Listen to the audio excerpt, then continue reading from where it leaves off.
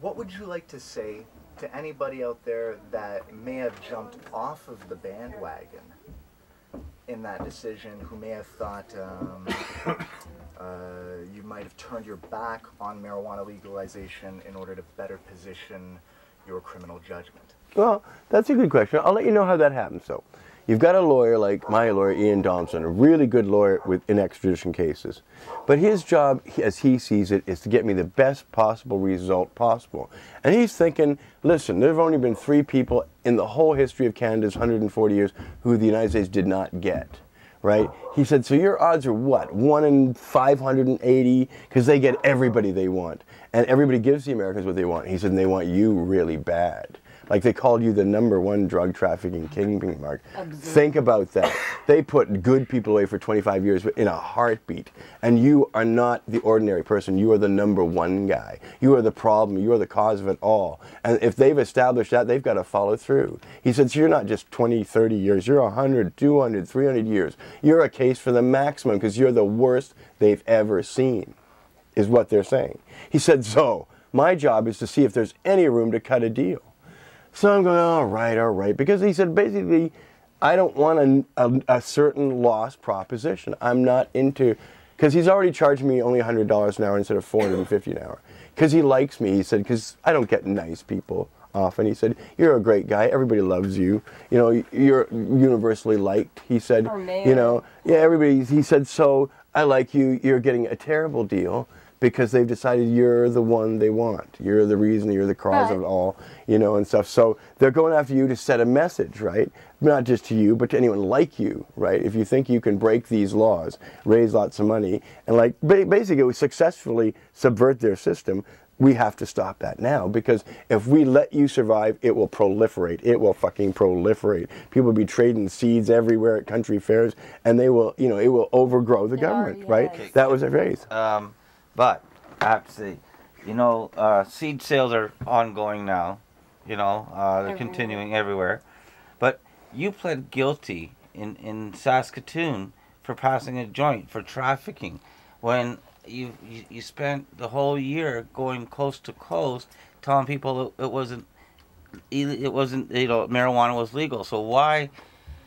What if you took in a deal and pled guilty? Okay, here's that thing with Saskatoon. That was the only time in my whole career where my lawyer, who was a lawyer I was appointed when I got charged in Saskatoon, and I'd never met her before. I took her on, I even thought she might learn from me, because I thought, well, this is amusing, you know, someone I've never met before, maybe I'll train you because you seem green to me. She'd never really done a good marijuana defense.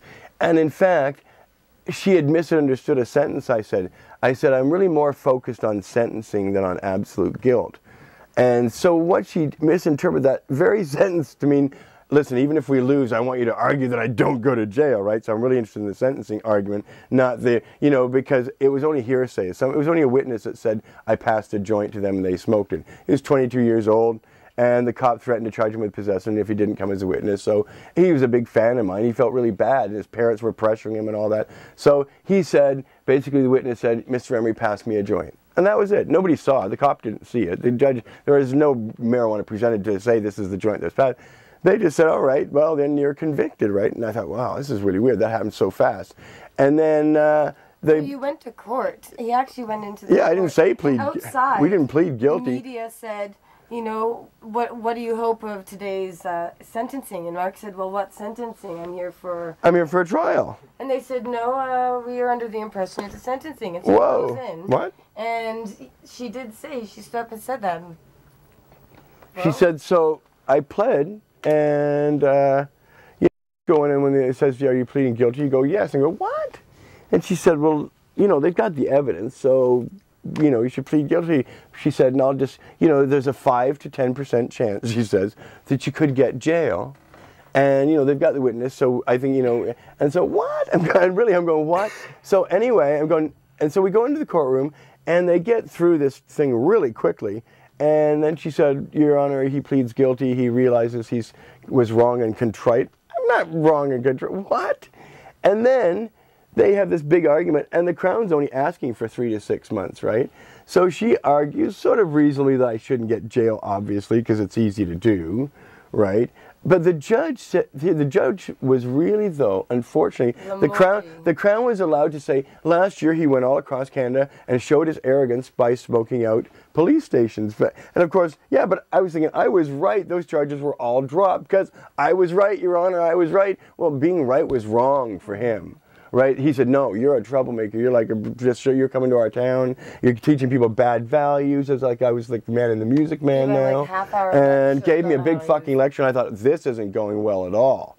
Like, I've never seen this before. In Vancouver, they go, I'm sorry, we have prohibition, guilty, conditional discharge, you go. Right, for minor offenses, but not in this guy. He lectured me for like 20 minutes, and like I didn't understand what the hell my lawyer was doing. Wow, where did you get that? Right, she was making deals and like telling me this is how it's going to be. Like when I got to court, I said, I'm looking forward to my trial because let's see the evidence. There's no weed, man. Some kid says I passed him a joint. What kind of evidence is that? Like what? Like that's crazy. And so the whole thing, and it went by like that. And then he says 3 months. And you get dragged away right away. Like it all happened within like 20 minutes. And I was just flabbergasted. And then you don't see anybody for weeks on end. Like that's the strangest, bizarre thing.